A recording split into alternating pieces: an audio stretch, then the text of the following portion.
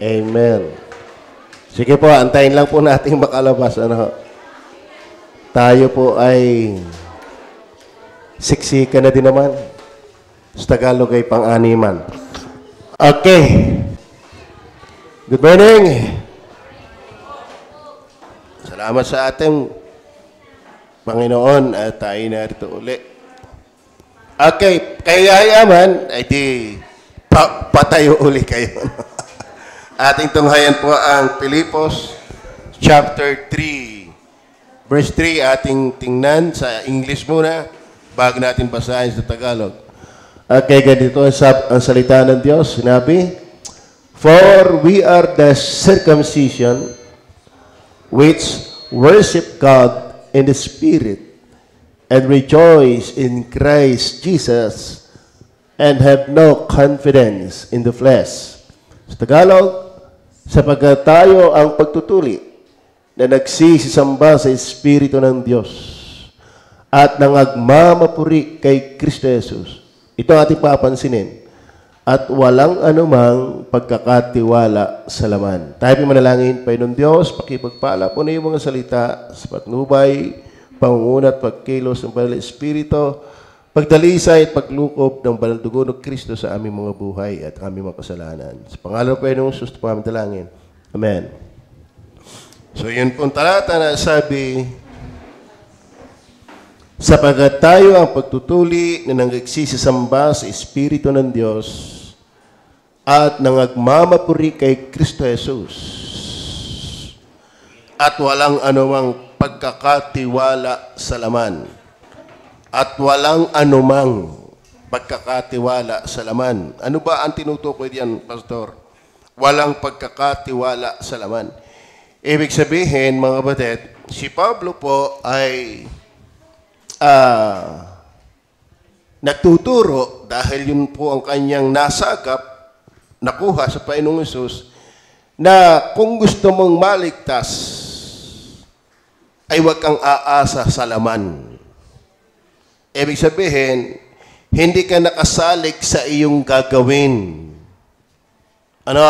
Hindi, ang kumpiyensa mo para tanggapin ka ng Diyos, pupunta ka ng langit pag namatay, ay hindi ka nakasalalay sa kung ano yung magagawa mo.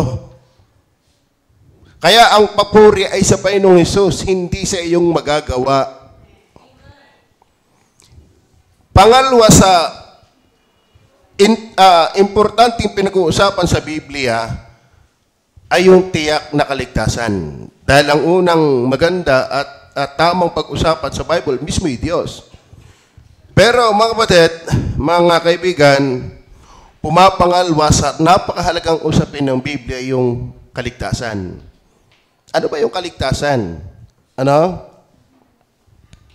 Pag sinabing kaligtasan, yung bang bilang ikaw at ako'y makasalanan. Kaya paniniwalang tayo'y makasalanan. Sabi ng Biblia, walang matuwid, wala kahit isa. Sapagkat ang lahat ay nangagkasala nga at hindi nakakaabot sa kaluwalhatian ng Diyos. 1 John 1:10, kung sinasabi natin tayo walang kasalanan, dinadaya natin ang ating mga sarili. Lahat tayo makasalanan. Ngayon, hindi ho libre ang kasalanan. May parusa yan. May parusa. Kahit nga sa gobyerno kaya nga may rehas, may bilangguan. Hindi libre ang pagnanakaw, hindi libre ang kasalanan, may parusa ang kasalanan.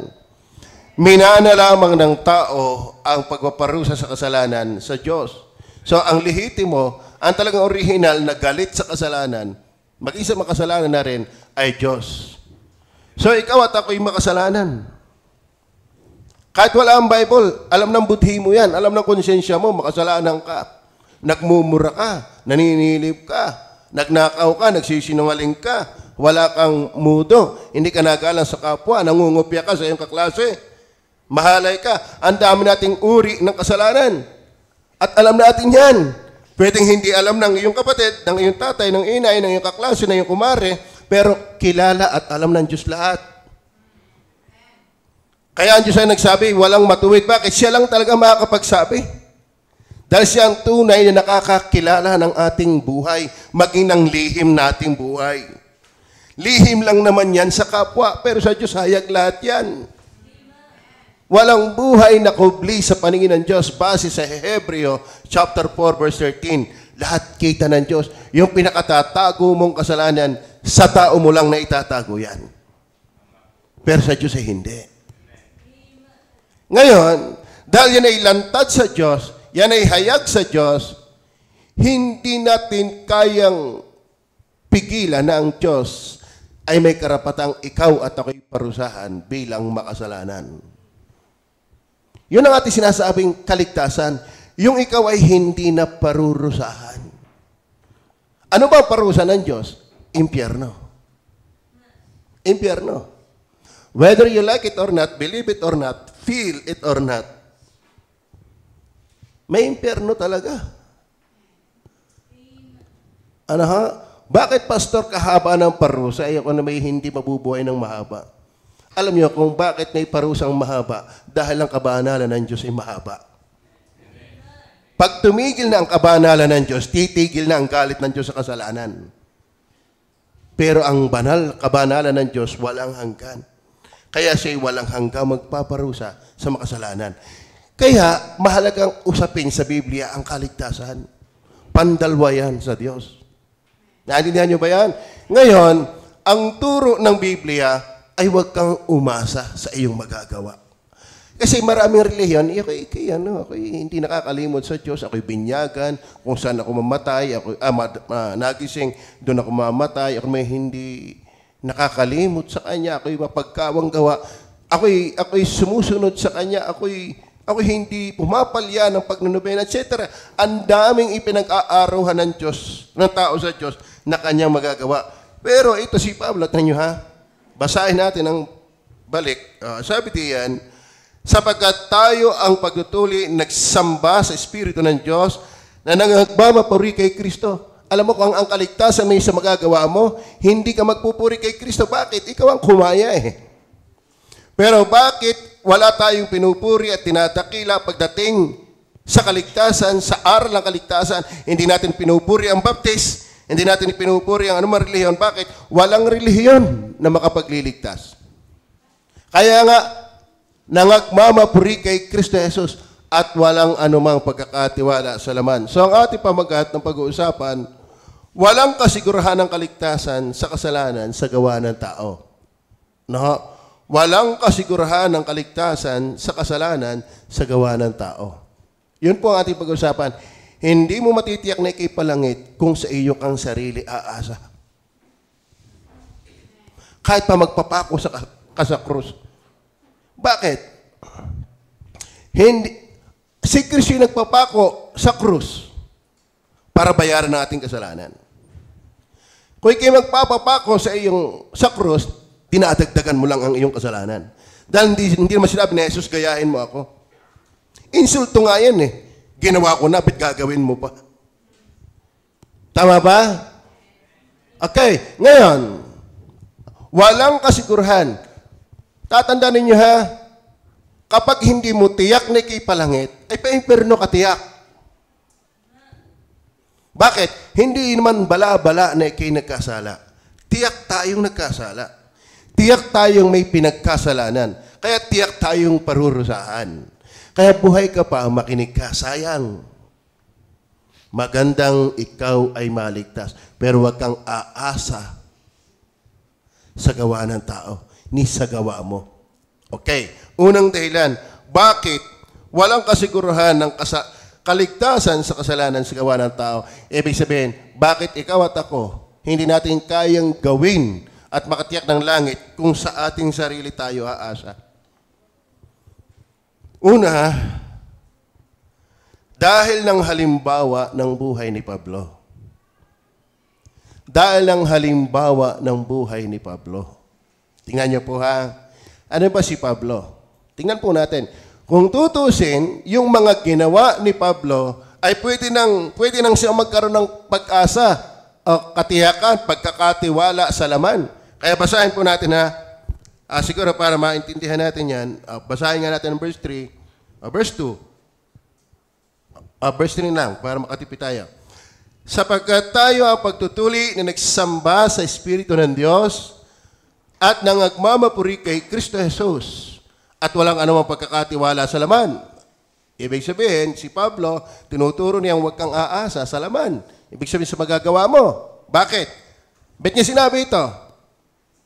Tayo nyo ha, sabi ni Pablo, bagamat ako'y makakapagtiwala sa laman, kayo, na parang nagpipilit na magagawa mo, na kaya ko, ako'y hindi magkakasala, ako'y lahat tama ang gagawin, hindi ako mag-iisip na masama. Hindi mo kaya yun.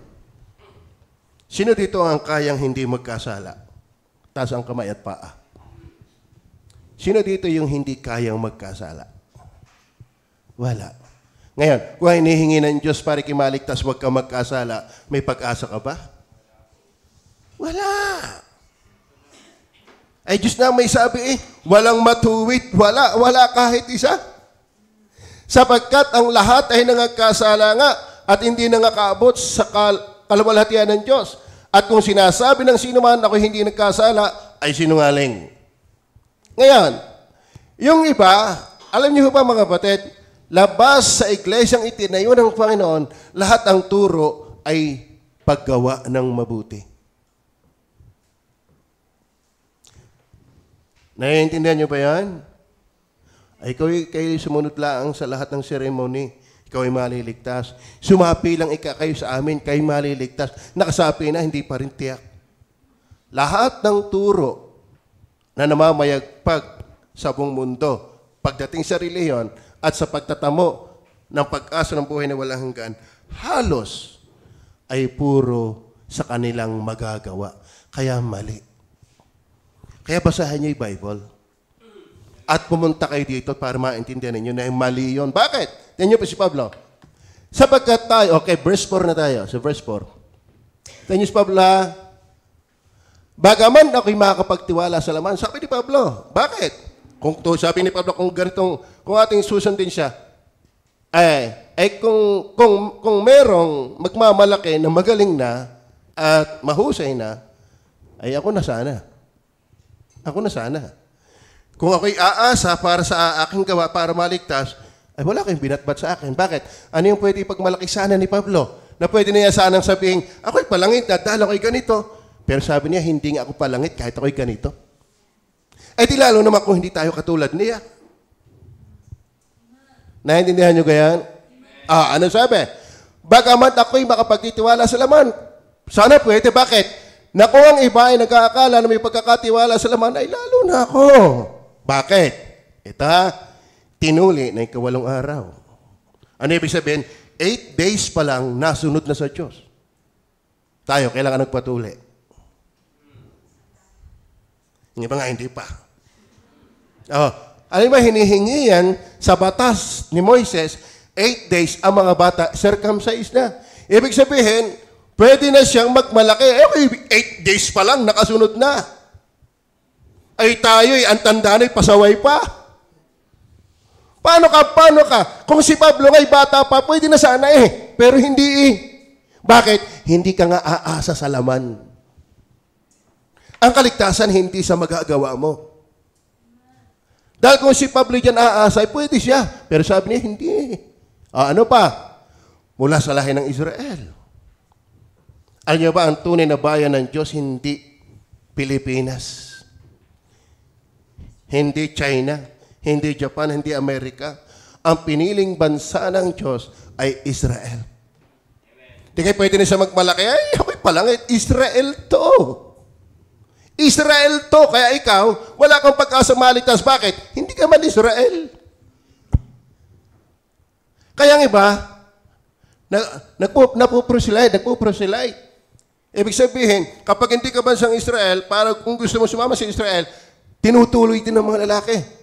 At sila ay gumagawa ng pinagagawa ng Diyos sa Israel. Pero siya, Israel nga, hindi umaasa sa laman. Ay ikaw, napakalabo mo maging Israel. Sino dito ang pwede maging Israel? Baka nga bansang Israel, di pa tayo makarating. Yung pang maging Israel. Kaya wag tayo magyayabang, hindi natin kaya. At kung ikaw na may naligtas, magpasalamat ka. Biyaya yan. Hindi ordinary, hindi napakagaan at napakaliit na bagay na ikitanggapin ng Diyos. Bakit? ay sa pamantayang gagawin ng tao, bagsak tayo. Bakit? Pagdating sa circumcision, pagdating sa bansa, anong lahi ka? Lahing napuputol ang bayawang pag alas 12 ng gabi. Pasaba tayo? Pasaba tayo? Pagka bansa ang pagsasaligan, ano pa? Mula sa angkan na Benjamin. Pag sinabi angkan na Benjamin, 12 magkakapatid yan. Ang panganay ay si Ruben. Yan. Magaling si Ate Marlene yan eh. Ang bunso ay si... Bakit in-emphasize ni Pablo ang mula sa lahi ng Israel? Pero sinama pa niyang mula sa angkan ni Benjamin. Ibig sabihin, paborito bunso. Kumbaga, iba, sabi niyo, pupunta kayo ng langit. Bakit? Dahil kayo mabait? Mas lalo ako. 8 days pa lang, nasunod na. Amen? Mas lalo ako. Kayo, nagyayabang, kayo tatanggapin ng Diyos. Ay, hindi naman kayo Israel. Ako Israel. Lehitimong bayan ng Diyos. At hindi lang ba sa Israel? Angkan ni Benjamin. Di ka? Eh, yung iba kung magyabang kala mo itatanggapin ng Diyos hindi naman lamang nangalingkingan kay Pablo. Ituloy pa natin. Hebreo sa mga Hebreo. Tungkol sa kautusan, ayan Fariseo. Ano ibig sabihin, Fariseo? Doctor of the law. Walang Fariseo na hindi sa ulo ang Genesis hanggang Deuteronomy. Lahat ng Fariseo sa ulo ang Genesis hanggang Deuteronomy. Ikaw, anong sa ulo mong talata? Halimbawa ang kaligtasan, may sa ulo kang talata, ligtas ka kaya?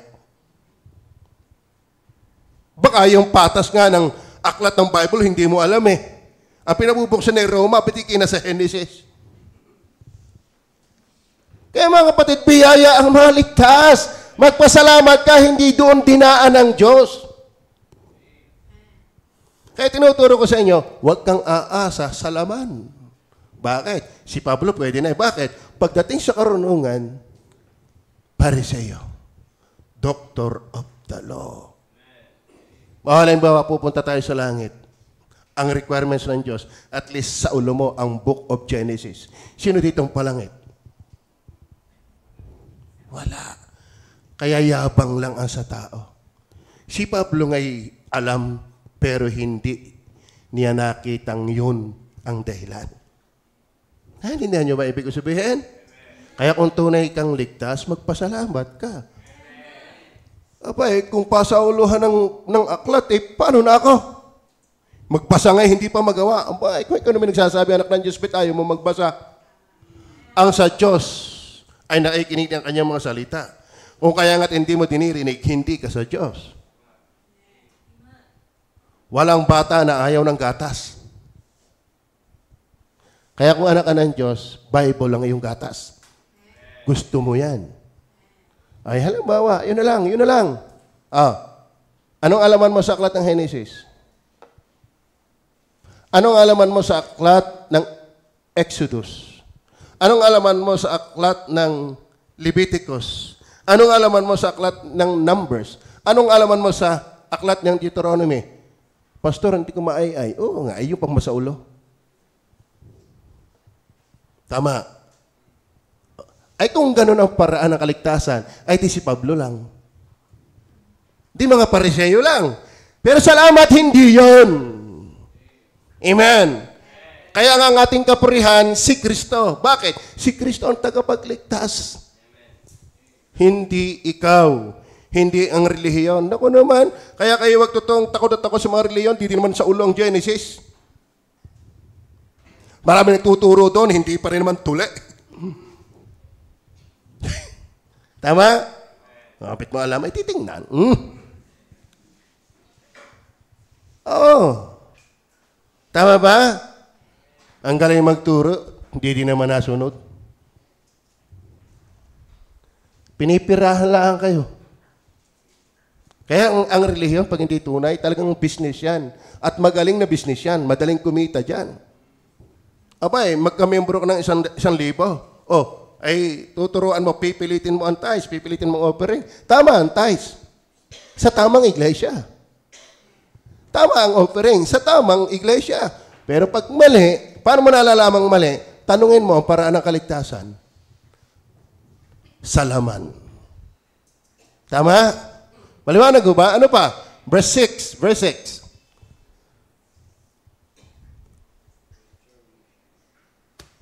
Tungkol sa pagsisikap. Okay. Anong pagsisikap? Alam niyo ba pagsisikap? Hindi siya basta naniniwala. Siya'y relihiyoso. Tayo, ka nagmamalaki may relihiyon, hindi naman nasimba. Tama? O halimbawa sa pagiging relihiyoso. Ito, sabi, tungkol sa pagsisimikap ay mag-uusig ng iglesia. Kala niyo ba ng panahon ni Pablo hindi pa siya ligtas? Gusto niyang durugin ang church ng Jerusalem ng Panginoong Jesus. Bakit?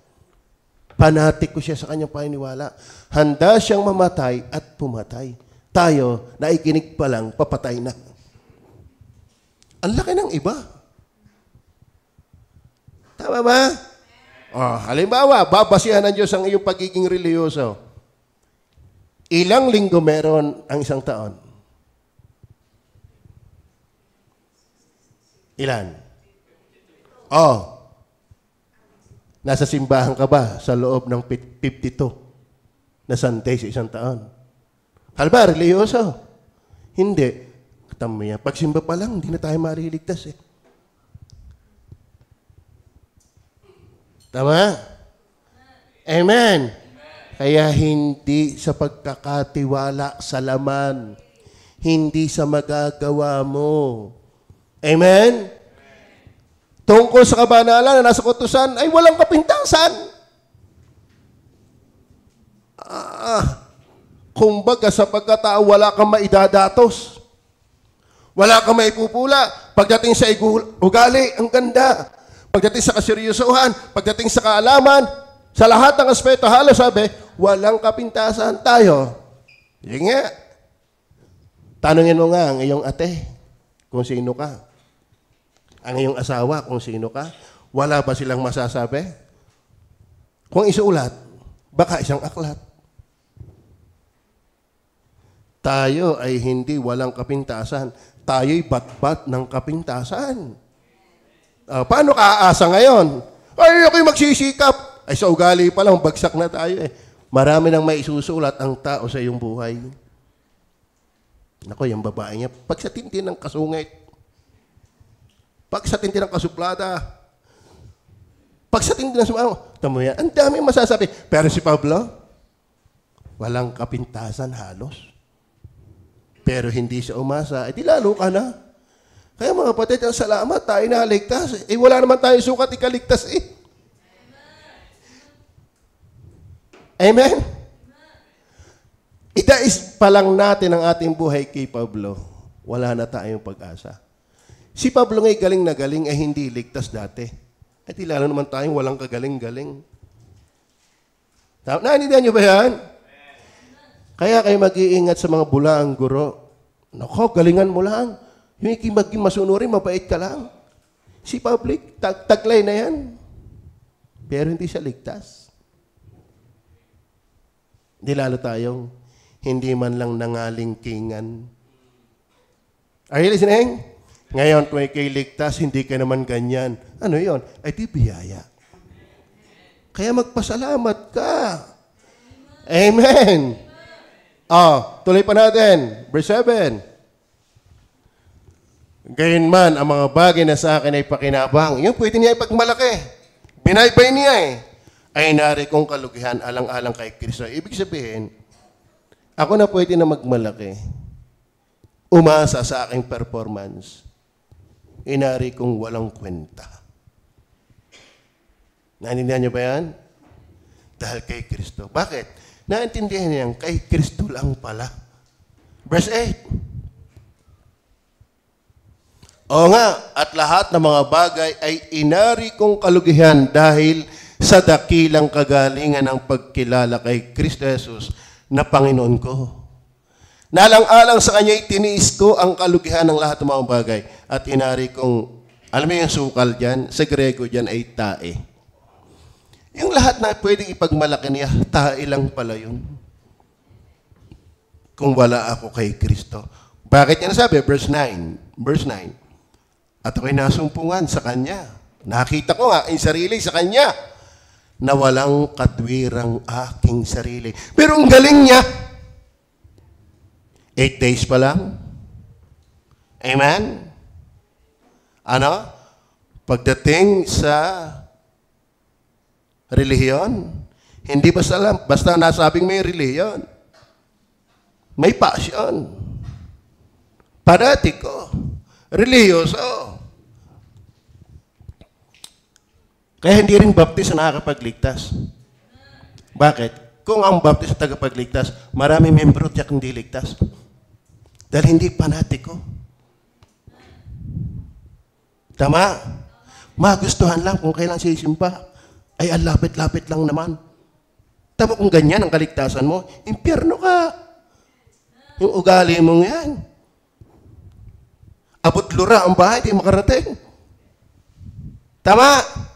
Amen. Magising tayo sa katotohanan na ang pagiging Kristiyano hindi biro-biro. Tama ba? Hindi ikaw ang Panginoon para kung kailan ka magpasya, kung kailan gusto mo. Hindi ganyan ang Kristiyano. Bula ang Kristiyano, ganyan. Tama ba? Amen. You're not the Lord. For you to decide. Ikaw ay niligtas para maglingkod. Kaya masaya ka dapat pag pinag-uusapan ito.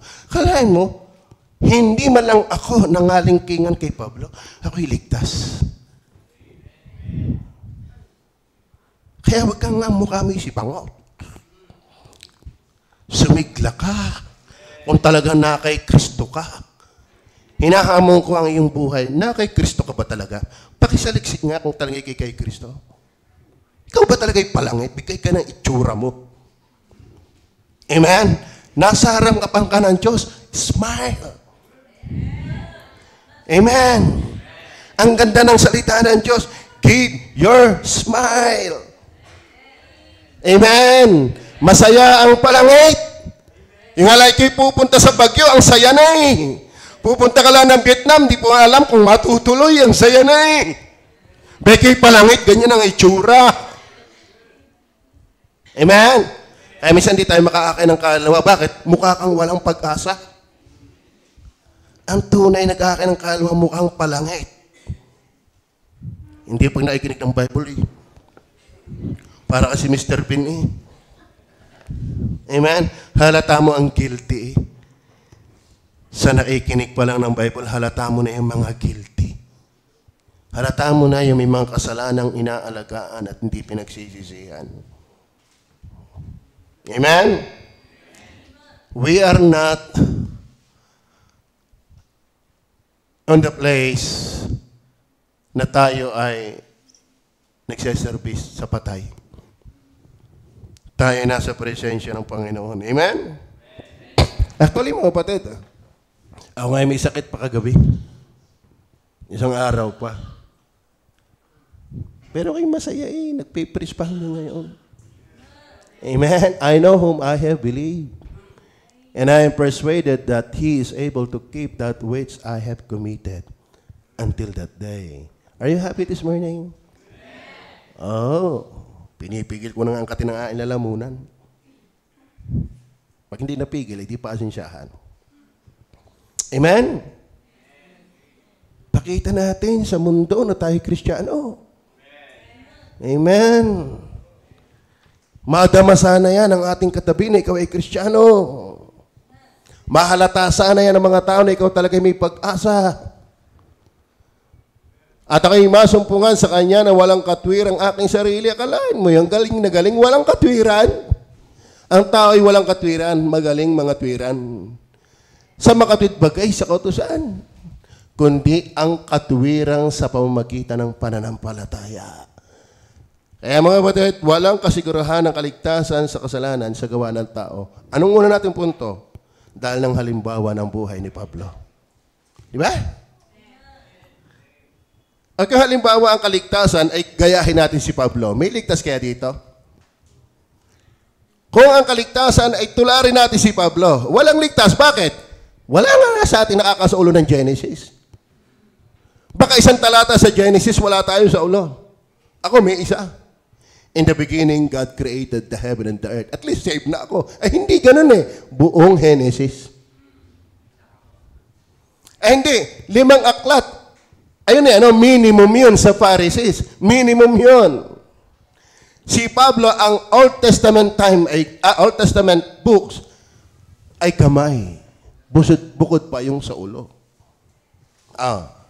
Sige nga. Halimbawa ko ang kaligtasan ay tulad ni Pablo. Ligtas ba tayo? Ay si Pablo nga hindi ligtas. Ay tayo pang gagaya lang. Naintindihan niyo ba yan? Nakita niya ang kanyang sarili, walang katwiran. Sa kabila ng pwedeng ipagmalaki. Kaya mga kapatid, anong ibig sabihin? Abay, magsaya ka kung ikiligtas. Amen? Dahil imposible. Si Pablo nga imposible. Lalo tayo. Tama ba? Tayo? Ito, paglabas mo mamaya, ano na uli ang kalukatok ng utak mo? Mamaya, paglabas mo dito. Iba nga dito naiinip na kailan kaya ang tapos? Tama ba? Opo.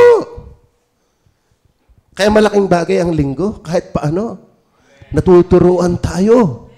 Dahil ako hiniwala, paglabas mo dito, hindi naman, lalo ng iba, hindi naman nagkukopya. Tama?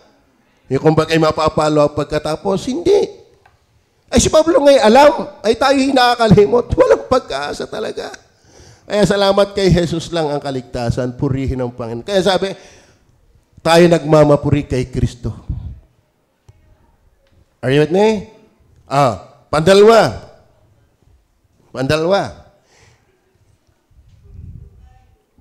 103, verses 103. Andiyan pa ba kayo? Bibigay ko ng puntos. Tinatagalog na natin, Okay, magandang umaga po sa mga nagdatingan. Una, dahil ng halimbawa ng buhay ni Pablo. Pandalwa, dahil ng huwad na diligtas ng mga tagapanguna. Anong punto natin diyan? Then you have verse 1 hanggang 3. Good morning po. Good morning. Ang sabi ganito, sa katapos-tapusan, kalaan mo, nauna na hindi pa tayo tapos. Sa katapos-tapusan, mga kapatid ko, mga galakay sa Panginoon, ang pagsulat ko nga sa inyo ng mga gayunding bagay sa akin ay tunay na hindi nakakangalay, ngunit sa inyo ay katiwasayan. Ito, magsipag-ingat kayo sa mga aso. Beware of dogs. Literally, nakakatakot talagang aso. Kung kayo'y mahilig sa aso, pag-iingat kayo sa kagat. At kung kayo nakagat, kayo magpaturok agad. Dahil may nakita ko, nung talban talaga ng kamandag ng aso, ay may edad na. Wala na magawa ang anak, kundi payagang. Yan ang mamatay. Grabe pala yan. Parang nabang-aw talagang aso. Parang asong bang-aw. At saka yung talsik daw ng laway, huwag kang matitilapsikan. Ang baho. Kaya mag-iingat din kayo sa mga tuta. Yung mga bata, pag nakagat, tapos hindi alam, yan pala'y nasikal pag umidad. Ang ahas, hindi nagtatagal, patay ka agad. Pero ang kagat ng aso na hindi nakaturukan ng anti-tetano, natagal, saka kasisingilin. Isa pa, Ngayon, literal aso yan. Pero tinutukoy kong aso diyan, pinaliwanag din. Magsipag-ingat kayo sa masasamang manggagawa. Magsipag-ingat kayo sa mga pagtutuli. Ano ibig sabihin? Sa panahong yan, may existing na guro, teacher ng relihiyon na mga pinipilit na kung hindi ka susunod sa kautusan ni Moises, hindi ka pupunta ng langit. Good works. Good works. Ngayon, ano sabi? May mga bulang guro. Pinuno na relihiyon. Ano ang punto natin? Walang kasiguruhan ng kaligtasan sa kasalanan sa gawa ng tao. Bakit? Pinakita ng halimbawa ni Pablo. Pandalwa, beware of dogs. Bakit beware of dogs? Meron palang leader na ng relihiyon, hindi pa rin ligtas. Amen? Naintindihan niyo ba yan? Eh kung sila nga'y leader na hindi pa ligtas, ikaw pa. Naintindihan niyo yan? Kaya nga beware, hindi lahat na nagtuturo ligtas. Atin lang pansinin, kung ito nga'y pastor na, ito nga'y pari na, pope pa, ito nga'y ministro na, tanungin mo, hindi tiyak na palang, ito ako pag tinuturuan lang. May pinsan ako si Kuya Luis. Kilala na tatay yan. Na-attend sa Potter's House. Doon sa may Kalikanto, sa Abacan. Nagkausap kami. Nagkatagpo kami. Ako'y natutuwa kahit paano nawala ang inom, pag-aalak, paninigarilyo. May maganda din naman. Pero tinanong ko, Kuya Luis, ikaw kapag namatay, tiyak mo ikipalangit. Ang sagot sa akin pinsan, yung ang pastor namin hindi tiyak, kaya ako pag... Kita mo yan? Kita mo yan? Naintindihan nyo kayo? So, kaya huwag kang aasa sa iyong gawa. Bakit? May mga nagtuturo na nga hindi pa tiyak. Para patunayan natin na talata. Galatia chapter 1, wala na akong time. Doon nila sa Matthew 15, 13, and 14. Matthew 15, verse 13 and 14. Datapwat sumagot siya at sinabi, ang bawat halamang hindi tinanim ng aking ama na sa kalangitan ay pupunutin. Stop muna. Ang Panginoon po yung magaling maghambing. Ang Diyos yung magaling maghambing. Ang relihiyon, inahalim tulad niya sa parang punong itinanim. Meron kasi mga punong hindi siya nagtanim. Ano ba? Ang tunay na iglesyang itinayo niya, mga tiyak na palangit pag namatay. Kaya pagka relihiyon lang na hindi sa kanya, bubunutin yan ng Panginoon. Ngayon, para luminaw, verse 14.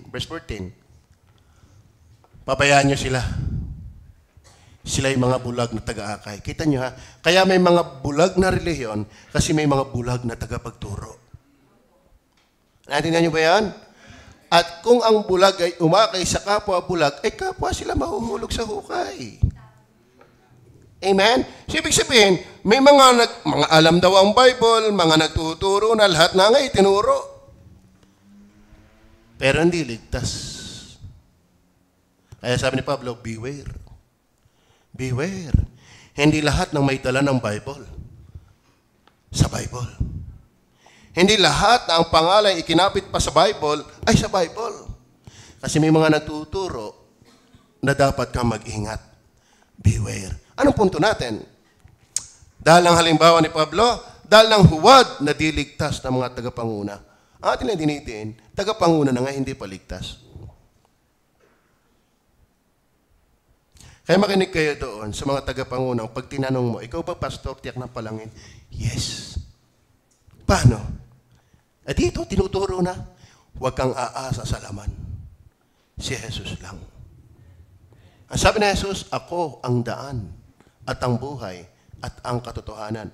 Walang makakarating sa Ama kundi sa pamamagitan ko. Walang tagapagligtas, si Jesus lang. Hindi ang Baptist, hindi ang Iglesia, hindi Catholic, hindi ang sinumang relihiyon. Si Jesus lang. Kaya sabi ni Jesus, ako. Ay di iisa. Pag sinabing ako, ay di hindi iba, siya. Wala nga naman sinabing, iba ang tagapagligtas. Hindi naman gayon Ang sabi ni, ako. Ay pag ako, ay di siya. Tama? Gusto maligtas? Sabi ni Jesus, ako. Ay bigla pupunta kay Maria. Ano kaga? Amen? Tama.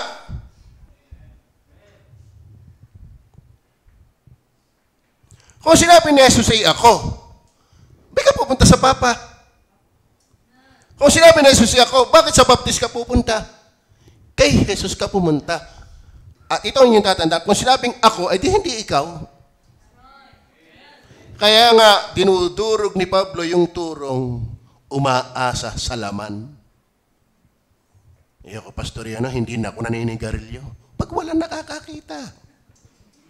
Paano yung mga iglesia ni Kulapo, bawal ang dugo. Pag walang nakatingin. Bakit yung kabarikan ko iglesia? Kalahin mo kabarikan ko iglesia. Tapos ako ihahamunin ng debate. Ay ako natuturo dyan sa Sangguniang Bayan ng kasagsagan ng tukhang. Ano ba ang paramihan ng natukhang Katoliko at Iglesia ni Cristo? Salamat na lang, walang baptist. Kita ko yung mga pangalan listahan. Na, pangunahin, RCC. Meron pa nga 7th day. May nakalusot ng Seventh Day. Pero ang paramihan, Iglesia ni Cristo, Iglesia ni Cristo, Iglesia ni Cristo. Tapos ako yamunin ng debate. Diyan pa lang sa tukhang, di ka na makalusot. Amen? Dahil ang tunay na kay Cristo, walang bisyo. Kundi kumain. Wala na nga sigarilyo, wala nang alak, bawal pa rin ang pagkain. Yan ang baptist, kilala dyan. Amen? Kaya magsaya kayo. Purihin ang Panginoon. Hindi tayo pinagagawa ng mga dakilang gawa. No! Pinananampalataya ka lang kay Jesus. Saka ka gumawa. Bunga ng pagiging ligtas ang gawa, hindi paraan. Bakit? Sabi ni Jesus ay, ako. O di hindi ikaw. Saan ka nakakitang ako'y ikaw? Maliwanag pa yan? Amen! Pag sinabing 5 piso, ay di hindi 10. 5 piso ay di hindi 10. Tama ba? Pag sinabing puti, ay di hindi itim. Ano ang lupit mong kausap? Tama. 1 plus 1, 3. Allah! Anong lupit ng iyong kayuko? Pag 1 plus 1, 11.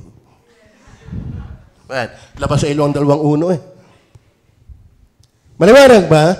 Alam niyo, hindi nakakalito ang paraan ng kaligtasan. Si Jesus lang Ano ang nakakalito doon? Kung maraming Jesus, ay alin kaya din Hindi iisa Yung Diyos na nagkatawang tao, ipinanak sa sapsapan, nabuhay ng walang kasalanan, pinarusahan, ipinako sa krus, pinatay, inilibing, 3 araw nagbangon maguli. Yun ang Jesus. At yun ang tagapagligtas. Nakakalito ba yun? Ay, may sarili yung kanaasa. Bakit kasi yung magawa maaasa? Si Pablo ngayon nagsabi, galing-galing ko na, wala akong pag-asa. Kundi kay Jesus. Is that clear? Lalabas ba kayo dito? Nakakalito. Kung siguro 1,000,000 Jesus ang tagapagligtas. Hindi, kay Pablo na lang Hirap na tayo Sige nga, gayahan mo si Pablo. Pare kayo maligtas. Mahuutas. Maliwanag ko ba? Pantatlo. Ano? Walang kasigurahan ng kaligtasan sa kasalanan sa gawa ng tao. Kaya huwag kang gagaasa. Aasa sa gawa mo Hindi naturo ng Bible. Una, dahil ng halimbawa ng buhay ni Pablo. Pandalwa, dahil ng huwad na diligtas ng mga tagapanguna. Pantatlo, dahil ng hindi sagya sa pamagitan ng mga gawa ng tao.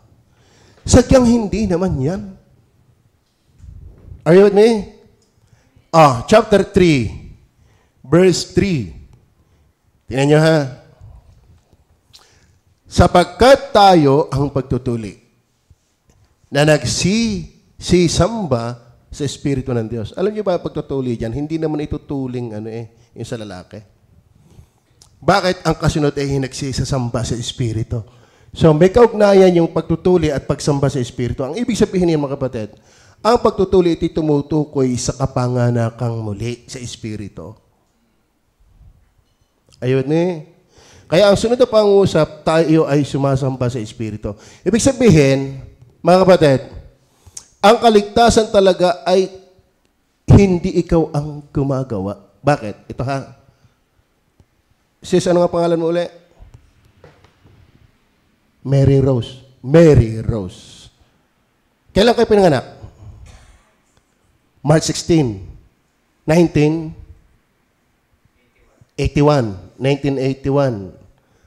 March 16, 1981. Ipinanganak ka.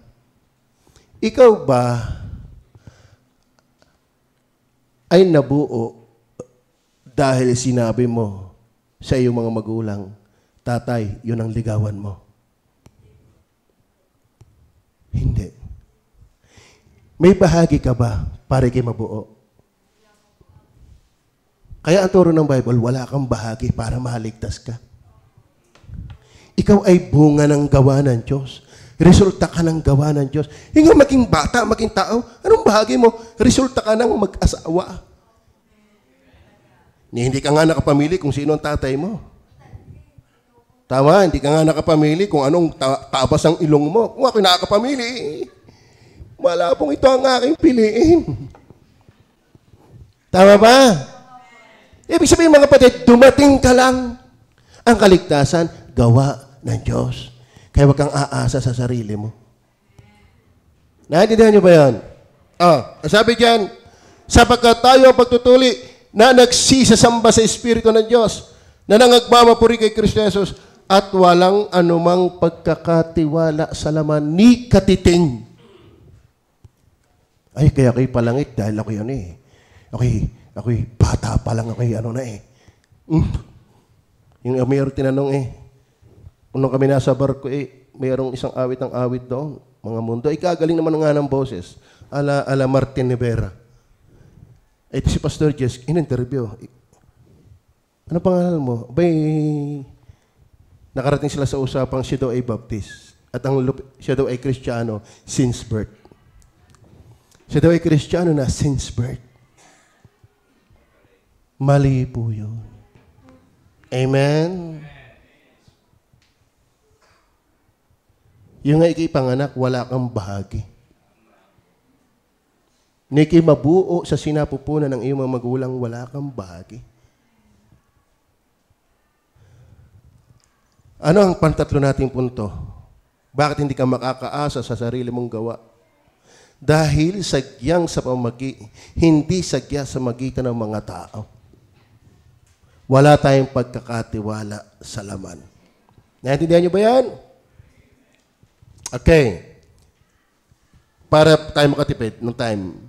Efeso chapter 2, verse 1 to 9 sana yan, pero para dahil sa time natin, 8 and 9 na lang, 8 and 9. Sapagkat sa biyaya kayo'y nangaligtas sa magitan ng pananampalataya, ito hindi sa inyong sarili. Yung maligtas, hindi ito sa inyong sarili. Ito'y kaloob ng Diyos. Amen? Kaya magsasabing, nako, ikisumapi sa amin, pati demonyo sumapi na, di pa rin ligtas. Di ka? Ikay magpakabait laang. Ikay wag laang makaargabyado ng iyong kapwa. Hindi naman nila naiintindihan ng argabyado. Alam niyo ba ang argabyado? Masamang impluensya. Kayo mga magulang, kung bakit natutong manigarilyo yung inyong mga anak, masamang impluensya ka, argabyado na yun.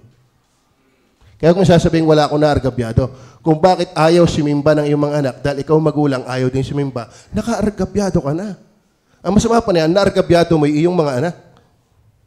Hindi kasi alam ng tayo mga, basta lang, bukan-bukan ng bibig din man na naiintindihan. Amen? Kaya ang kaligtasan, biyaya. Okay, Kenneth, thank you for coming to it. Yan. Ang kaligtasan ay biyaya. Pag sinabing biyaya, kaloob. Pag sinabing kaloob, okay. Sino dito nagtatrabaho na? Taas ang kamay. Okay. Nasweldo pa kayo ng kinsinas? O, yung iba, nasweldo ng kinsinas. Yun ba'y biyaya o pinagtrabahuhan? Amen. Pag sinabing kaloob, hindi pinagtrabahuhan. Tama? Pagka pinagtrabahuhan, hindi yan kaloob.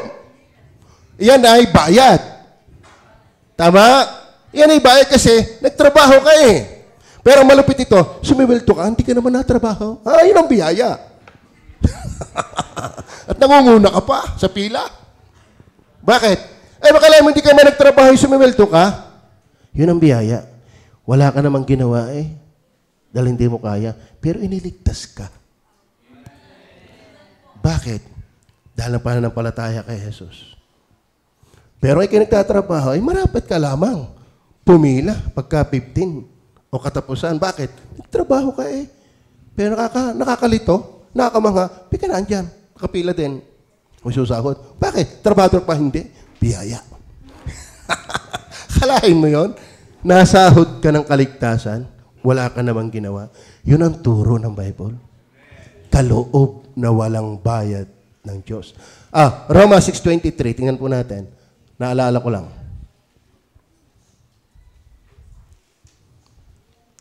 Sapagkat ang kabayaran ng kasalanan ay kamatayan, datapwat ang kaloob na walang bayad. Tingnan niyo yan. Kaya masaya kayo. Amen. Yung iba talagang gigil na sa kanilang relihiyon. Sinasaulo ang Genesis, ang Apokalipsis, pala hindi pala ligtas. Tayo naman walang ginawa, kundi sumampalataya kay Jesus. Ayan o. Datapat ang kaloob na walang bayad ng Diyos ay ano? Buhay na walang hanggan. Kanino? Kay Kristo. Kaya sabi ni Jesus, ako. Hindi kay Maria. Hindi kay Kibuloy. Yun, kung gusto nyo mong magka 10 million, hanapin nyo si Kibuloy. Pero nahuli na yata. Ginagaling yung nakahuli doon. Naka 10 million. Are you with me? Kaya, huwag kayong malilito ha. Gusto bang kayo pag namatay palangit? Kanino? Aasa? Hindi sa'yo. Dahil kung sa'yo, paano si Pablo? Unfair ang Diyos, ba't tinanggap mo yan? Si Pablo hindi. Pareho lang tayo hindi tatanggapin kung ang iaaro mo ikaw. Pero ang kaloob na walang bayad ng Diyos ay si Jesus. Kaya wala kang sasampalatayanan kundi si Jesus. Gusto nyo ba pumunta ng langit pag namatay? Ang problema ay ganito yan Nanligaw. Si Utoy nagbinata. O kaya si Lance nagkatrabaho. Nagkaroon ng storage building sa Kasipagan. Naging isang may-ari ng SM. Ang lupit noon. 3 ang yate. 3 ang Mercedes-Benz. Pambihira. Pag-aagawan ka, Utoy. Isa na dyan si Roselyn. Ngayon, may natipuhan ka, babae. Lahat ng yaman ko ibibigay ko sa iyo. Mahalin mo lang ako. Ko, pambihira ang tindi. Ay sabi ng babae, kung makailing ay matatanggal ang liig. Gusto ko yung yaman mo, pero ikaw ayaw ko. Ganyan ang maraming tao. Gusto sa langit, pero ayaw kay Jesus. Hindi ka pupunta ng langit. Kasi ang passes ay si Jesus. Ang visa ay si Jesus. Gusto mo ng langit, pero ayaw mo kay Jesus. No kahilo. Kung gusto mo sa langit, si Jesus ang daan. Tama ba? Tama ba? Gusto mo pumunta ng Amerika, ayaw mo sumakay ng barko. O kaya ng aeroplano, ay panaginip lang sa iyo ang Amerika. Gusto mo pumunta ng langit, si Jesus ang iyong puntahan. Hindi Baptist. Lalong hindi Catholic. Lalong kung anumang relihiyon. Si Jesus, pag sinabi si Jesus, Catholic ba yan? Pag sinabi si Jesus, Baptist ba yan? Pag sinabi si Jesus, Seventh-day Adventist ba yan? Pag sinabi si Jesus, born again ba yan? Pag sinabi si Jesus, Jehovah Witnesses ba yan? Pag sinabi si Jesus, Muslim ba yan? Hindi. Si Jesus nga eh. Kaya huwag kayo malilito. Gusto ba langit? Ay gusto nyo rin pa si Jesus? Ano sabi na Jesus sa iyo? Magsisi ka ng kasalanan mo. Manampalataya kay Jesus. Last. Walang kasiguruhan ng kaligtasan sa kasalanan sa gawa ng tao. Una, dahil ng halimbawa ng buhay ni Pablo. Dahil ng huwad na di ligtas ng mga tagapanguna. Dahil ng hindi sagya sa pamamagitan ng mga gawa ng tao. Pantatlo. 4, dahil ng handog na buhay lamang ni Kristo.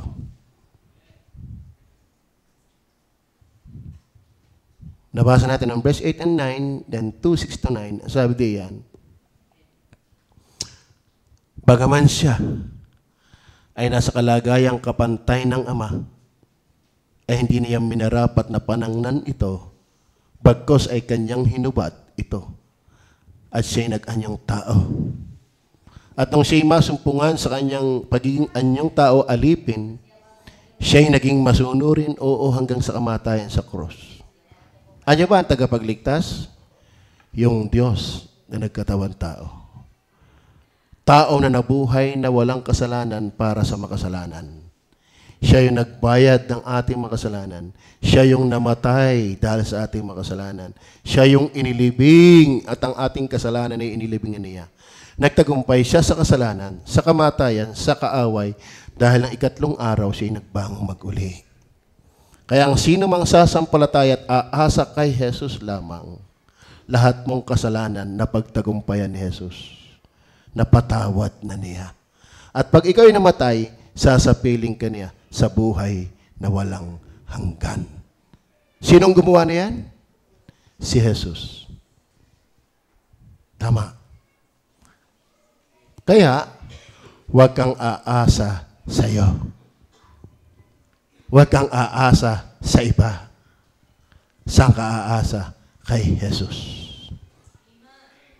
Maliwanag ko ba? Natuwa naman si Kenneth, kasama natin siya. Siya lang ang pasa. Paya kagautoy na yan. Di ikaw na ang bahalang lumabang mag-isa, no? Hindi. Ihahanap natin. Tatanggalin ko na yung gising yan. At hahanap tayo. Salamat. Maliwanag ko ba ang ating pag-aaral? Yan po ang maliwanag. Sana hindi kayo nalito. Nalito ba kayo? Tatanungin ko kayo. Nananampalataya ba kayo kay Jesus? Kaya ba ni Jesus patawarin ang iyong mga kasalanan? Nananampalataya ka ba? Umaasa ka ba? Si Jesus ba'y maaasahan? Si Jesus ba'y tiyak na nagliligtas? Si Jesus ba'y tsak Diyos nagkatawang tao? Si Jesus ba'y tsak na buhay na walang kasalanan? Si Jesus ba'y tsak na pinarusahan? Si Jesus ba'y tsak na ipinako sa krus? Si Jesus ba'y tsak na namatay? Si Jesus ba'y tsak na bang mag-uli? Nananampalataya ka ba? Ngayon, tanong ko, check mo na bang ikaw ay pag namatay palangit? Taas nga po ang kamay nang nakakatiyak pag namatay ay palangit. So, yung iba, nakinig lang. Hindi nanampalataya. O, ulitin ko. Bulayin nyo na lang. Pakinggan nyo uli yan. Tanyo ha? Sino sa inyo dito ang uminom ng suka at nakangiti? Sino dito yung iinom ng suka at nakangiti? Ibig sabihin, kung ano ang ininom mo, yun ang reaksyon. Tama ba? Ngayon, kung nananampalataya kay Jesus, ang reaksyon niyan, buhay na walang hanggan. Ngayon, kung talaga nananampalataya ka sa Kanya, bakit hindi mo tiyak? Ay, pag uminom ka ng suka, tingnan mo mukha mo. Tingnan mo, pag uminom ka ng suka, magpakagaling-galing mo na magpigil. O kaya ng kalamyas na sariwa. Ano itsura mo pag kumain ka ng kalamyas na sariwa? Singa. Siguro ganon, si Pugak. Ang asin talaga. Talaga? Amen? Bakit? Nangayon ka ng maasim eh. Okay. Nananampalataya kasi is tagapagligtas. Bakit hindi ka ligtas? Tama ba? Nanampalataya ka sa tagapagligtas, pero hindi ka ligtas. Ay di hindi ka nanampalataya. Yun lang yun. Tama. Nahulog ka sa bangin. Nahulog ka sa bangin. Ano mangyayari sa iyo? Ayos lang. Pag ikaw'y nahulog sa bangin, may masamang resulta. Hindi natin may iwasan kung ano yung resulta ng nangyari sa iyo. Nanampalataya kay Jesus, ang resulta niyan, ligtas ka. Bakit? Nanampalataya ka sa tagapagligtas, hindi kayo ligtas. Nananampalataya ba kayo na si Jesus tagapagligtas? Taas ang kamay ng nananampalatayang si Jesus ay tagapagligtas. Tatanungin ko kayo, si Jesus ba kaya kang iligtas? Taas ang kamay ng ligtas! Praise the Lord! Bigyan ang hirap natin kausapin minsan. Amen? Kung talagang si Jesus ay sinampalatayanan mo, hindi ako inyong sinampalatayanan. Pag kayo'y sa akin nanampalataya, lumpurin kayo. Pero kung kay Jesus kayo nanampalataya, ligtas kayo. Ligtas na ba kayo? Pastor, paano kung nagkasala? Wala nang kasalanang hindi na pagtagumpayan ni Jesus. Ang iyong kasalanan noon, kasalanan ngayon, at hinaharap na kasalanan, nailibing na yan ni Jesus. Dito ako magtatapos. Nakakita ba kayo ng kobra? Ang kobra'y makamandag na ahas. Tama. Kung ikaw, Brother Rani, ay nakagat ng ahas, ano mangyayari sa iyo ng kobra? Pakay. Patay. Ang nawalang Rani, kawawa, nakagat ng kobra. Pero, yung kumagat sa iyo, Brother Rani, hindi mo alam, nakalpas lang pala, inaalagaan na, naalis na ang kamandag. Naalis ang kamandag. Nakagat ka ngayon. Ano mangyayari sa iyo?